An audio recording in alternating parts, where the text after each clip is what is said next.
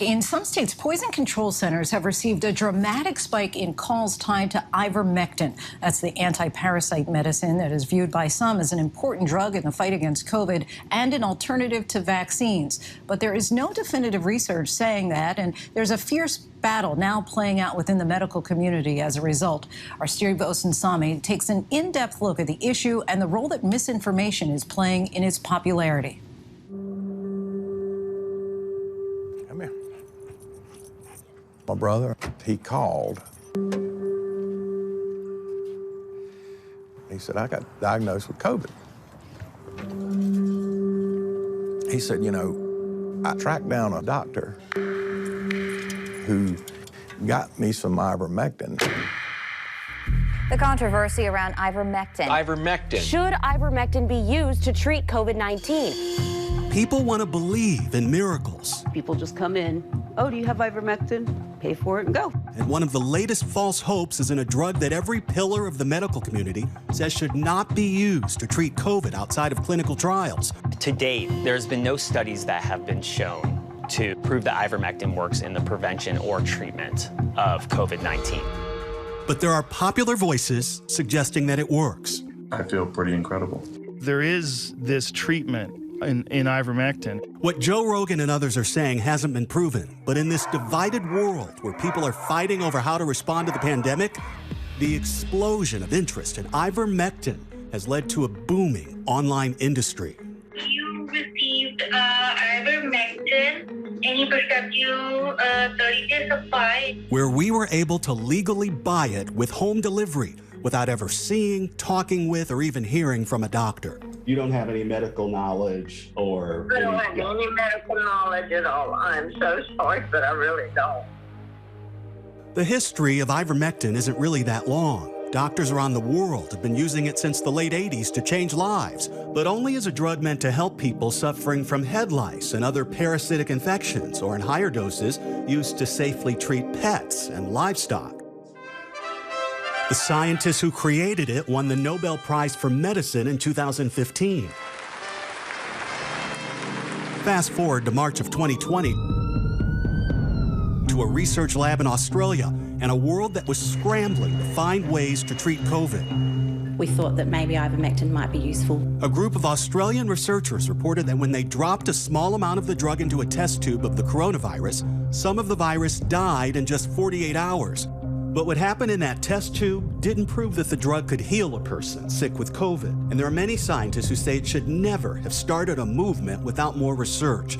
Soon there would be more small studies suggesting possible benefits, but not a single large, rigorous one showing that the drug treats COVID. But in the middle of the lockdowns, within a few months, there was a run on ivermectin around the world. Our next speakers are the hero doctors going against the grain of what the establishment wants them to do. Here at home, despite a warning from the FDA, there was now a community of American doctors like Dr. Pierre Corey preaching wild claims. It basically obliterates transmission of this virus.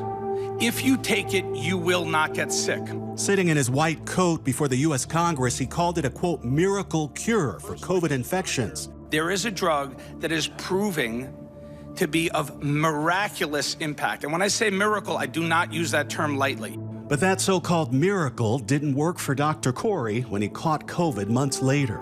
Even though ivermectin is a good drug for some parasites, it has not been shown in a well-controlled, placebo-controlled trial to be effective in COVID. Dr. Corey is not alone.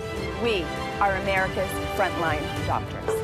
There are now small but loud groups of these physicians who are encouraging drugs like ivermectin online and discouraging vaccines. And there's money to be made. ABC News obtained this email from yet another group that sent this to recruit new doctors last summer, telling them that we have physicians making tens of thousands of dollars a month and that it's all cash pay. On one of the websites where they offer online consultations and give prescriptions for the drug, they share testimonials. I think I have COVID. Oh, I know about ivermectin. I really believe that helped me get well. And remember that the FDA and every other health agency is saying that this is not the way to treat COVID, but sales are blowing up anyway. In this chart from the CDC, you see the spectacular rise in prescriptions being filled for ivermectin. At one point, nearly 25 times what was normal. I think it is time to stop the vaccines. If anything out there in COVID-19 needs to stop, it's the vaccine program. This is Dr. Peter McCullough, a Texas cardiologist from a group called the Truth for Health Foundation. And he tried to tell me that a person's chance of dying from the vaccine is actually greater than getting COVID and dying from the disease.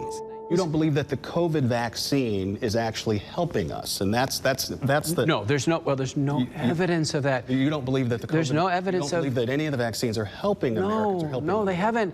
But there's plenty of evidence. Public health experts say that in just 1 year, the COVID vaccines have saved more than 1.1 million lives in America alone, and that people who aren't vaccinated are 14 times more likely to die of COVID. He still argues that instead of the vaccine, doctors should be encouraging early treatment with medicines like ivermectin in combination with other therapies. And he says he's hopeful about a new drug to treat COVID from Pfizer.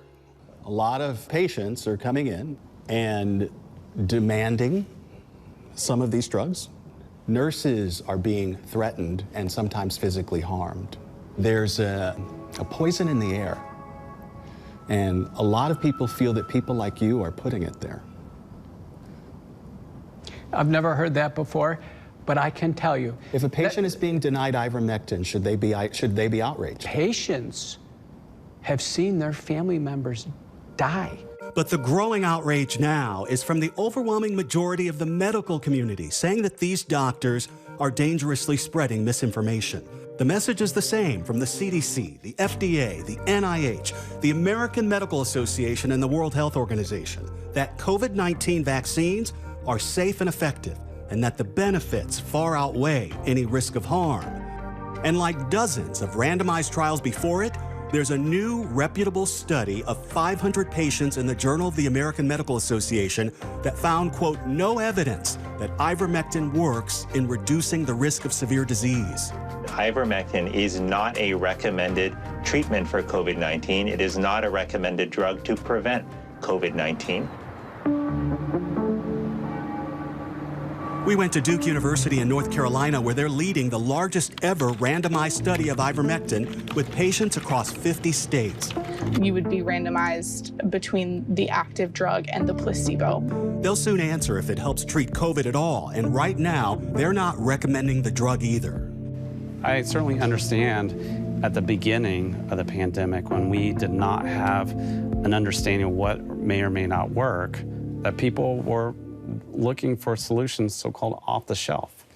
But at this point, where there are 3-4 drugs that can be used for COVID-19, we should be using those first instead of pushing this drug. That's right. Hey, welcome back. It is Phil Valentine Show. Conservative talk show host Phil Valentine was one of the most powerful voices pushing repurposed medicines like ivermectin and hydroxychloroquine and preaching against the vaccines. I've never seen a drug so vilified in my life. He was unvaccinated, got sick with COVID last fall, and tried ivermectin. Weeks later, he died. Do you think that taking the ivermectin gave your brother false confidence? I think it made him feel better. You still firmly believe in the efficacy of ivermectin for use? I do. At the same time, his family tells us they now wish he had taken the vaccine. I was unvaccinated until this thing happened with Phil. You were? I was. I can take you to about 12 houses in this neighborhood where people got vaccinated because of what happened to Phil. His death, it caused a whole bunch of people to get vaccinated. But Phil Valentine is just one drop of caution in a bucket full of disinformation. The clamor to get ivermectin is so great that typical supplies are hard to find, and people have been clearing shelves at animal feed stores, buying versions of the drug meant for livestock. Driving a steep increase in demand while also sending people to the hospital. The FDA had to publish this warning, telling Americans that you are not a horse or a cow, and that these animal-grade medications could be toxic. I'm interested in ivermectin. Okay. Which brings us to how easy it was to get the drug on the internet. After filling out an online application, I paid a $90 fee for the physician consultation. The very next day, a caller rang from Alabama. Are you allergic to any medication? I'm not allergic to any medication, no. I don't have any medical knowledge as far as the medicine or even about COVID. A couple days later, someone called from a pharmacy in New York State, offering me 28 pills and next-day delivery for $240. I will be sending a payment link on your cell phone number. Okay. Just click on that link and you can put in your card information and press pay. I never once talked with a physician or nurse practitioner. The drugs arrived by FedEx in 2 days. Although legally doctors can prescribe ivermectin to treat COVID, Congress is still investigating. We are significantly concerned. We think there are millions of dollars being made by various groups selling misinformation. It's all too much for emergency room physician Nick Sawyer in California. He leads a group of doctors called No License for Disinformation, who are helping to report doctors to their state medical boards, doctors who they say are spreading things that are untrue. We started a website, and we have a place where people can look up a physician's license by their name and then go to the specific state where they can file a complaint. And the state medical boards are getting an earful, reporting a 67% increase in complaints about medical providers accused of sharing false or misleading information on COVID-19. If any doctor wants to challenge my integrity, or if any medical board wants to have a discussion with me, bring it on. We are fighting a war, and it's an information war.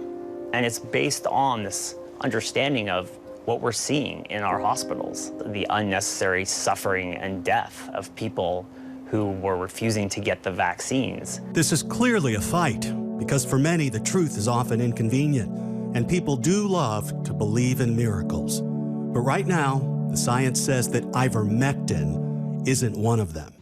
Our thanks to Steve Osunsami. Hi, everyone. George Stephanopoulos here. Thanks for checking out the ABC News YouTube channel. If you'd like to get more videos, show highlights, and watch live event coverage, click on the right over here to subscribe to our channel. And don't forget to download the ABC News app for breaking news alerts. Thanks for watching.